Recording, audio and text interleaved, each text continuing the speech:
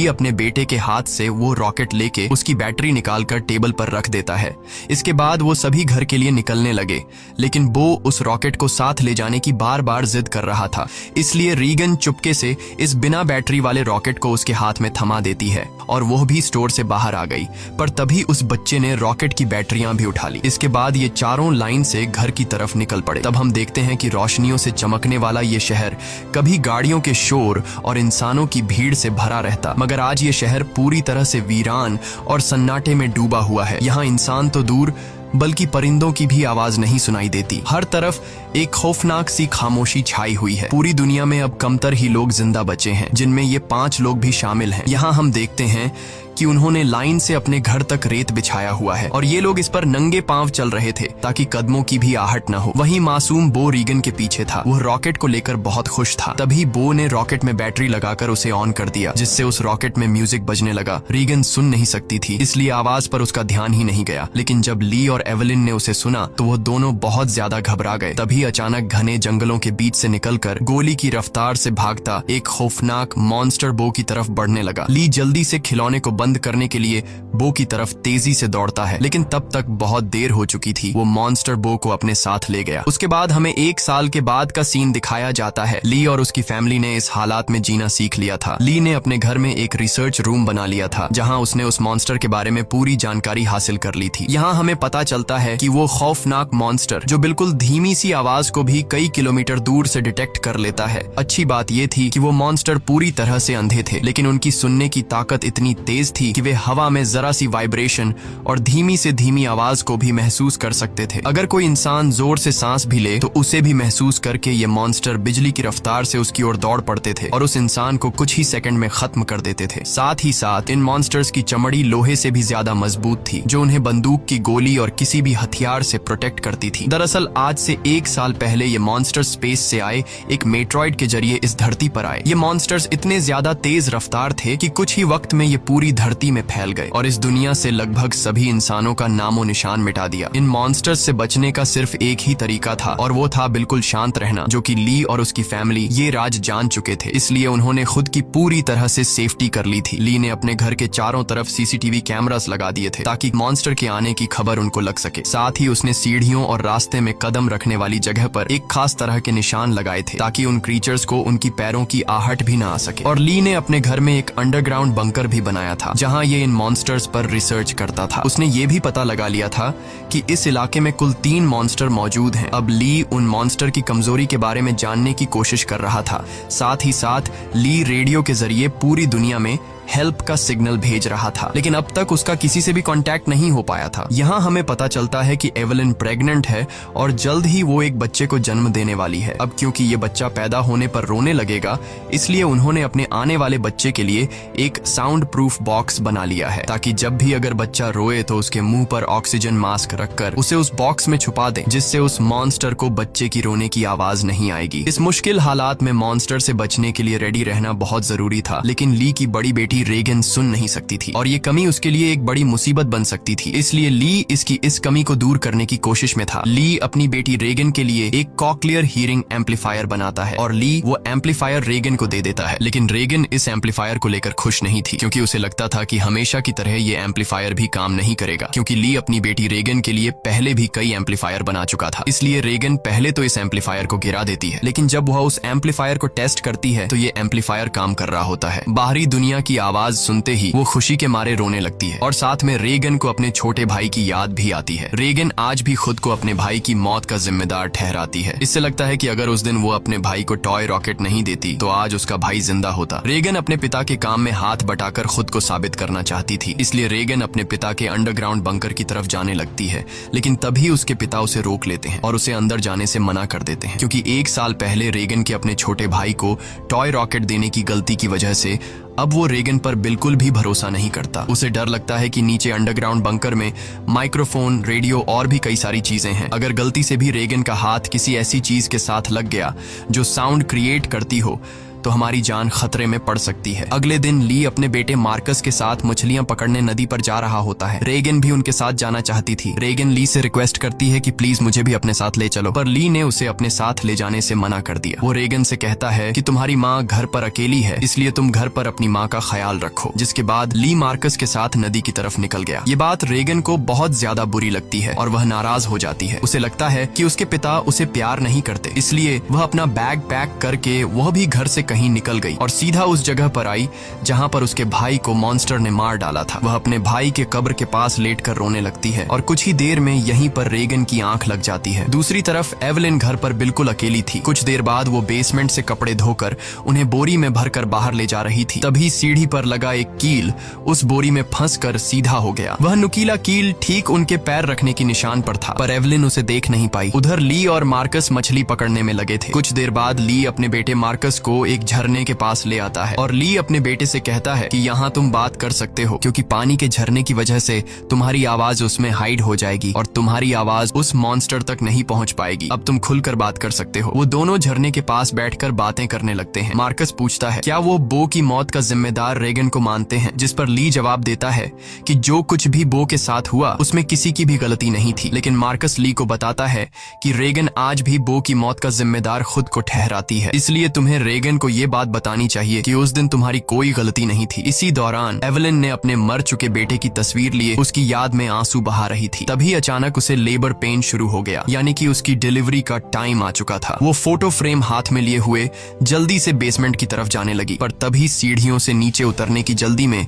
उसका पैर उस नुकीले कील पर धंस गया। एवलिन दर्द से तड़प उठी, पर उसने अपने मुंह से आवाज नहीं निकाली, लेकिन उसके हाथ से उसके बेटे का फोटो फ्रेम छूट गया और तेज आवाज के साथ नीचे गिरकर टूट जाता है। एवलिन ने जैसे तैसे करके अपने पैर को खींचकर उस कील से बाहर निकाला। इस दौरान उसे इतनी तकलीफ हुई कि उसका चेहरा पूरी तरह से लाल हो गया, लेकिन वो खुद पर काबू रखते हुए अपने मुंह से आह तक नहीं निकालती, क्योंकि उसे पता था कि आवाज निकालने का मतलब अपनी मौत को दावत देना है। वो लंगड़ाती हुई नीचे आकर लाइट का स्विच ऑन करती है, जिससे बाहर रेड लाइट जल पड़ी। अब वो वापस ऊपर की तरफ लौटने लगी, पर तभी उसने कुछ देखा जिससे उसके गले में सांस अटक गई। असल में वो मॉन्स्टर उसके घर तक पहुंच चुका था। दरअसल जब एवलिन के हाथ से वो फोटो फ्रेम गिर गया था तो उस आवाज को मॉन्स्टर ने सुन लिया था। डर से कांपती एवलिन दीवार के पीछे छिप गई। दूसरी तरफ ली और मार्कस मछलियां पकड़कर घर वापस लौट रहे थे। तभी दूर से उन्होंने देखा कि घर के चारों ओर रेड लाइट जल रही है। ली समझ गया कि एवलिन खतरे में है। वह तुरंत घर की तरफ भागा। उधर बेसमेंट में छिपी एवलिन डर के मारे कांप रही थी और वो मॉन्स्टर उसे घर के हर एक कोने में ढूंढ रहा था। तभी एवलिन को बेसमेंट में एक टाइमर मिला। यहाँ एवलिन समझदारी से काम लेते हुए उस टाइमर में कुछ सेकंड्स का टाइम सेट करके उसे एक कोने में रख देती है और जल्दी से एक दूसरे कोने में आकर चुप जाती है। इतने में वो मॉन्स्टर वहाँ हलचल महसूस कर लेता है और वो धीरे धीरे उस हलचल वाली जगह की तरफ बढ़ने लगा। वो एवलिन के काफी करीब था। एक तो एवलिन को लेबर पेन हो रहा था और दूसरा उस मॉन्स्टर का डर था, लेकिन एवलिन अपने आप को पूरी तरह से कंट्रोल करके बिल्कुल चुपचाप बैठ जाती है। तभी टाइमर में अलार्म बजा, जिसे सुनते ही वो मॉन्स्टर तेजी से उस डायरेक्शन में भागा। मौके का फायदा उठाते हुए एवलिन जल्दी से अंडरग्राउंड बेसमेंट से बाहर निकली, पर वो जैसे ही मेन डोर से बाहर निकलने वाली थी तो उसने देखा कि एक और मॉन्स्टर घर के बाहर यहाँ वहाँ घूम रहा है, इसलिए एवलिन वहीं पर दीवार के साथ छिप गई। उधर ली मार्कस के साथ दूर से ये सब कुछ देख रहा था। ली समझ गया कि अगर मैं अपनी बीवी को बचाने के लिए घर पर जाऊंगा तो मैं अपनी बीवी को बचाने के बजाय हम दोनों की जान जा सकती है, क्योंकि उस मॉन्स्टर की बॉडी इतनी सख्त है कि उसे बंदूक से मार पाना इम्पॉसिबल है। इसलिए वह अपने पहले से बनाए हुए एक प्लान पर काम करने लगा। ली ने जल्दी से मार्कस को टॉर्च दिया और उसे जल्दी फ्लेयर रॉकेट चलाने को कहा, जो उन्होंने घर से दूर एक जगह पर पहले ही वहां सेट कर रखे थे। जिसके बाद मार्कस तेजी से रॉकेट की तरफ भाग निकला। दूसरी तरफ एवलिन ऊपरी मंजिल में मौजूद बाथ टब में भाग आई थी। वह बहुत ज्यादा तकलीफ में थी। अब वह और ज्यादा देर तक बच्चे को रोक नहीं सकती थी। वह बस बच्चे को जन्म देने ही वाली थी कि उसकी सिसकियों की आवाज को महसूस करता हुआ वो मॉन्स्टर बाथरूम के करीब आ चुका था। एवलिन को समझ आ चुका था कि अब जिंदा बच पाना नामुमकिन है। तभी उधर मार्कस ने रॉकेट्स चला दिए, जिससे आसमान में तेज आवाज के साथ फ्लेयर्स शुरू हो गईं, जिसे सुनकर वह मॉन्स्टर एवलिन को यहीं पर छोड़कर तेजी से उस आवाज की तरफ भागा और उसी पल दर्द को दबाए बैठी एवलिन जोर से चीख पड़ी, जिसकी आवाज रॉकेट्स के शोर में दब जाती है। ये रॉकेट्स का शोर और लाइट्स दूर से रेगन भी देख लेती है और वह घर की तरफ निकल पड़ती है। थोड़ी देर बाद ली बंदूक लेकर घर के अंदर आया। उसने देखा कि सीढ़ियों पर पैरों के खून के निशान लगे हुए हैं। वह उन निशानों का पीछा करते हुए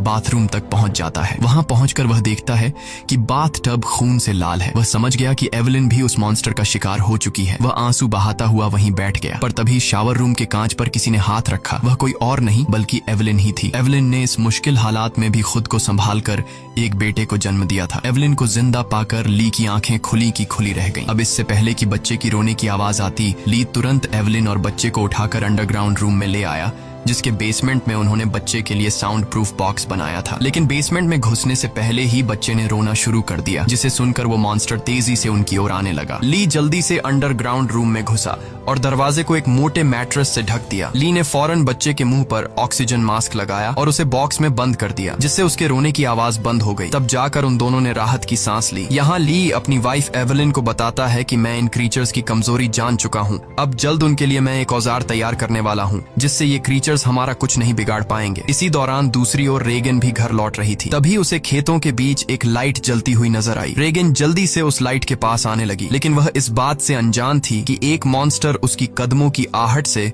उसके पीछे चलता आ रहा था। जैसे ही वह मॉन्स्टर रेगन को मारने के लिए उसके काफी करीब आया, तभी अचानक रेगन की कान की मशीन से एक नुकीली और तेज फ्रीक्वेंसी निकलने लगी। इस नुकीली आवाज से वो मॉन्स्टर तड़पने लग जाता है, जैसे ये आवाज उस मॉन्स्टर के कान के अंदर सुई की तरह चुभ रही हो। इस आवाज को ये मॉन्स्टर ज्यादा देर तक बर्दाश्त नहीं कर पाता और जल्दी वहां से भाग गया। वहीं यह आवाज रेगन के कानों को भी चुभ रही थी, पर जैसे ही वह मॉन्स्टर वहां से भागा, रेगन के कान में तकलीफ बंद हो गई। लेकिन रेगन को समझ नहीं आया कि आखिर उसके कान की मशीन ने ऐसा क्यों किया। वह इस पर ज्यादा ध्यान न देते हुए लाइट के पास पहुंच जाती है। तभी उसने पाया कि वो रोशनी एक टॉर्च की थी। जैसे ही रेगन उस टॉर्च को उठाने गई, तभी अचानक किसी ने उसका हाथ पकड़ लिया। वो कोई और नहीं बल्कि मार्कस था, जो डर से कांपता हुआ यहाँ छिपा हुआ था। अपनी बहन को देख मार्कस की घबराहट दूर हो गई। वह रेगन से कहता है कि मैं झाड़ियों से तुम्हें छुपकर देख रहा था, तुम्हारे पीछे वो मॉन्स्टर भी आ रहा था, लेकिन पता नहीं वह मॉन्स्टर तुम्हारे करीब आते ही अचानक भाग गया। ये सुनकर रेगन बहुत ज्यादा डर जाती है, क्योंकि उसे ये भी पता नहीं था कि उसके पीछे मॉन्स्टर आ रहा है। वहीं दूसरी तरफ एवलिन को अपने बच्चों की चिंता हो रही थी। वो ली से कहती है, मुझे डर लग रहा है कि कहीं उस मॉन्स्टर ने मेरे बच्चों को खा नहीं लिया हो, तुम जल्दी से मेरे बच्चों को ढूंढ लाओ। इसीलिए ली अंडरग्राउंड रूम में अपनी वाइफ और बच्चे को सुलाकर वहाँ से बाहर निकलता है। पहले वह यहाँ वहाँ खतरा ढूंढने लगता है, मगर अब वह मॉन्स्टर भी वहाँ से जा चुका था। पर उसने पूरा घर तहस नहस कर दिया था, जिससे वहाँ मौजूद पानी का एक पाइप भी टूट गया था और पानी सीधा नीचे अंडरग्राउंड रूम में जा रहा था। लेकिन ली का इस पर ध्यान नहीं गया और वह बच्चों को ढूंढने खेतों की ओर निकल पड़ा। इस दौरान उधर मार्कस और रेगन अनाज रखने वाली टंकी के ऊपर छिपे हुए थे और आग लगा लेते हैं, ताकि इस आग को देखकर उनके पिता यहाँ आ जाए। ली भी अपने बच्चों को यहाँ वहाँ ढूंढने लगता है। कुछ देर बाद पानी के शोर से एवलिन की आंख खुल जाती है। उसने देखा कि पूरा बेसमेंट पानी से भर चुका था। पानी ऊपर से झरने की तरह बहकर नीचे आ रहा था। इतने में एवलिन की नजर अपने बच्चे की बॉक्स पर पड़ी।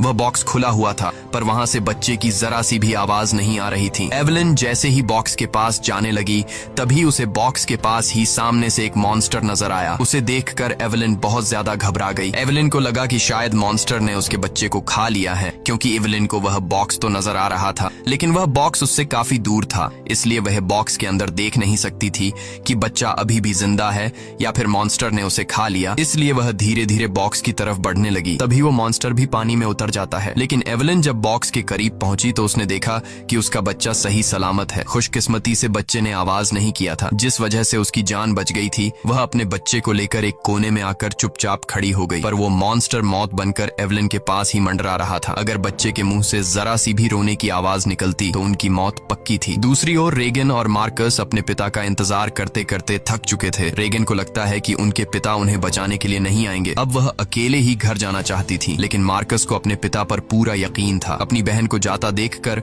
मार्कस उसे रोकने की कोशिश करता है, लेकिन जैसे ही वह अपनी बहन को रोकने के लिए आगे बढ़ता है तो अनाज की टंकी का दरवाजा खुलकर वह उसके अंदर गिर जाता है। गिरते वक्त मार्कस के मुंह से तेज आवाज निकल जाती है, जिसे सुनते ही वह मॉन्स्टर जो एवलिन को घर में ढूंढ रहा था, वह फौरन उस आवाज के पीछे भाग पड़ा, जिससे एवलिन तो बच गई, लेकिन अब मार्कस की जान खतरे में पड़ गई थी। अनाज से भरी वो टंकी दलदल की तरह थी, जिसके अंदर फंसा मार्कस बाहर आने के लिए जितना जोर लगा रहा था, उतना ही वह उसके अंदर धंसता जा रहा था। यहाँ रीगन टंकी का दरवाजा तोड़कर उसे नीचे अनाज में फेंक देती है और खुद भी नीचे टंकी में कूद जाती है। मार्कस जैसे ही अनाज में डूबने वाला था, रीगन उसे पकड़कर बाहर निकाल लेती है और ये दोनों दरवाजे के ऊपर बैठ जाते हैं, जिससे उनकी जान बच जाती है। लेकिन इन दोनों की हलचल को मॉन्स्टर ने सुन लिया था, इसलिए वो मॉन्स्टर खेत के रास्ते से तेजी से होते हुए टंकी की तरफ बढ़ता है। ली मॉन्स्टर को तेजी से टंकी की तरफ जाता हुआ देखकर समझ जाता है कि उसके दोनों बच्चे अनाज के टंकी के पास हैं। रीगन ने मार्कस की जान तो बचा ली थी, लेकिन उसका कोई फायदा नहीं होने वाला था, क्योंकि इतने शोर शराबे के बाद मौत का साया तेजी से उनकी तरफ बढ़ रहा था। अगले ही पल वो मॉन्स्टर भी टंकी के अंदर कूद पड़ा। वो उन दोनों को मारने के लिए जैसे ही आगे बढ़ा, तभी रीगन की कान की मशीन से एक बार फिर एक नुकीली आवाज निकलने लगी। ये आवाज उस मॉन्स्टर के लिए बहुत ही ज्यादा पेनफुल होती है, इसलिए वो बिना उन्हें मारे वहां से निकल जाता है। रीगन और मार्कस मौत के मुंह से बाल बाल बच गए और टंकी से बाहर निकल आए। बाहर ली भी उन्हें ढूंढता हुआ आ पहुंचा था। वह अपने बच्चों को सही सलामत देखकर बहुत खुश होता है। इस दौरान एवेलिन भी ये सब कुछ सीसीटीवी रूम से देख रही थी। तभी ली को पता चलता है कि अभी भी वो मॉन्स्टर यहाँ आसपास है। उसने बच्चों को फौरन सामने मौजूद गाड़ी की ओर भेज दिया और खुद एक कुल्हाड़ी उठाकर आसपास नजरें दौड़ाने लगा, लेकिन वो क्रीचर ठीक उसके ऊपर होता है। ली जैसे ही पलटकर पीछे देखता है, वो मॉन्स्टर उसे अपने पंजे से मारकर दूर फेंक देता है। अपने पिता को तकलीफ में देखकर मार्कस ली को आवाज देने लगता है। आवाज सुनकर मॉन्स्टर को मार्कस की पोजीशन का भी पता चल जाता है। वो मॉन्स्टर अब मार्कस और रीगन की तरफ बढ़ने लगा, लेकिन तभी एक बार फिर रीगन की कान की मशीन से फ्रीक्वेंसीज निकलने लगी। वह आवाज रीगन को भी चुभ रही थी, इसलिए रीगन ने अपनी कान की मशीन को ही ऑफ कर दिया, लेकिन यह उसकी सबसे बड़ी गलती थी। इस मशीन से जो फ्रीक्वेंसी निकलती थी, वही फ्रीक्वेंसी उस मॉन्स्टर की कमजोरी थी, जिसे वो बिल्कुल भी बर्दाश्त नहीं कर सकता था। लेकिन अनजाने में रीगन ने मशीन को बंद करके अपनी ही मौत को दावत दे दी। अगले ही पल वो मॉन्स्टर कार पर झपट पड़ा और मार्कस तक पहुंचने की कोशिश करने लगा। इसी दौरान उधर ली होश में आ गया। अपने बच्चों को खतरे में देख वह समझ गया था कि मॉन्स्टर से लड़कर वह कभी भी मॉन्स्टर को मार नहीं सकता, इसलिए अब उसे सिर्फ एक ही रास्ता नजर आया। उसने रीगन को इशारों में बताया कि मैं तुमसे बहुत ज्यादा प्यार करता हूँ, मैंने तुम्हें कभी भी बो की मौत का जिम्मेदार नहीं ठहराया है और मेरे होते हुए तुम्हें कुछ नहीं हो सकता। जिसके बाद ली जोर से चिल्लाने लगा। उसे सुन वो मॉन्स्टर ली की तरफ दौड़ पड़ा और एक ही झटके में उसे चीर फाड़ कर रख दिया। अपने पिता को मरता हुआ देखकर रीगन को बहुत ज्यादा दुख होता है, क्योंकि पहले उसे लगता था कि उसके पिता उससे प्यार नहीं करते, लेकिन अब उसे रियलाइज हुआ कि वह गलत थी। ली को मारने के बाद वो मॉन्स्टर वहां से चला जाता है। दूसरी तरफ एवेलिन भी ये सब कुछ सीसीटीवी के जरिए देख रही थी। तब रीगन उसी वक्त गाड़ी स्टार्ट करके अपने भाई के साथ घर आ पहुंचती है। एवेलिन ने अपने बच्चों को सही सलामत देखते ही सीने से लगा लिया। तभी एवेलिन ने देखा कि वो मॉन्स्टर एक बार फिर से उनकी तरफ आ रहा है। इसके बाद ये लोग जल्दी से घर के अंदर चले जाते हैं, जहां मार्कस और रीगन अपने छोटे भाई को देखते हैं। रीगन देखती है कि उसके फादर उसके कोक्लियर इम्प्लांट के लिए कितनी मेहनत कर रहे थे। अब वो अपने फादर को बहुत ज्यादा मिस करने लगती है। कुछ देर बाद वह मॉन्स्टर उनके घर घुस आया। एवेलिन यहाँ बंदूक तान कर उसके सामने खड़ी हो गई। एवेलिन के पास बंदूक तो थी, पर वह जानती थी कि उसकी गोली उस मॉन्स्टर की मोटी खाल का कुछ नहीं बिगाड़ सकती, इसलिए अब उन्हें अपनी मौत अपनी आंखों के सामने नजर आ रही थी। लेकिन जैसे ही ये मॉन्स्टर उन लोगों को मारने के लिए आगे बढ़ा, तभी अचानक रीगन के कान में तकलीफ होने लगी। लेकिन दूसरी तरफ उसने देखा कि वो मॉन्स्टर भी अचानक तड़पने लगा। यानी जैसे ही रीगन के कानों में तकलीफ शुरू हुई, तभी दूसरी तरफ वो मॉन्स्टर भी उससे कई गुना ज्यादा तकलीफ महसूस करने लगा। रीगन समझ जाती है कि उसके कान में लगी मशीन जो उसके पिता ने बनाई थी, उसका इस मॉन्स्टर के साथ कोई कनेक्शन है। तभी रीगन का ध्यान अपने पिता के रिसर्च पर गया, जिससे रीगन को पता चला कि उसके कान के मशीन से निकलने वाली हाई पिच फ्रीक्वेंसी उस मॉन्स्टर की कमजोरी है। रीगन को समझ आ गया था कि जब भी ये मॉन्स्टर मेरे करीब आता तो मेरे कान में तकलीफ होने लगती और ये मॉन्स्टर वहां से भाग जाता। इससे पहले कि ये मॉन्स्टर उन्हें मार देता, रीगन जल्दी से अपने कान में लगे कॉक्लियर इम्प्लांट का पावर और ज्यादा बढ़ा देती है, जिससे निकली हाई फ्रीक्वेंसी साउंड से वो मॉन्स्टर अचानक तड़पने लगा। ऐसा लग रहा था कि जैसे वो हाई फ्रीक्वेंसी साउंड उस मॉन्स्टर के पूरे शरीर में सुइयां चुभा रही हो। यहाँ रीगन की माँ भी समझ जाती है कि ये सारा कमाल कोक्लियर इम्प्लांट का है, लेकिन पावर बढ़ाने से रीगन के कानों में भी और ज्यादा तकलीफ होने लगी। इसीलिए रीगन समझदारी से काम लेते हुए वहां रखे एक माइक्रोफोन के साथ उस कान की मशीन को लगा देती है, जिससे वो फ्रीक्वेंसी साउंड वेव और ज्यादा तेज हो गई। अब तो उस मॉन्स्टर का दर्द से बुरा हाल हो गया और उसकी खोपड़ी का आर्मर अपने आप ही खुलने लगा। आर्मर खुलते ही जैसे ही उसका मुंह नजर आया, तभी एवेलिन ने शॉटगन से सीधे उसके मुंह पर ही फायर कर दिया, जिससे उसकी खोपड़ी एकदम गुब्बारे की तरह फट गई और आखिरकार वो मॉन्स्टर मारा गया। हालांकि खतरा अभी टला नहीं था। गोली की आवाज सुनकर उस इलाके में मौजूद बाकी के 2 और मॉन्स्टर भी उनकी ओर आने लगे, लेकिन अब एवेलिन और रीगन को उन मॉन्स्टर्स की कमजोरी मालूम चल चुकी थी। इसलिए रीगन ने माइक का वॉल्यूम फुल कर दिया और एवेलिन उन मॉन्स्टर्स को मारने के लिए तैयार हो गई। इसी के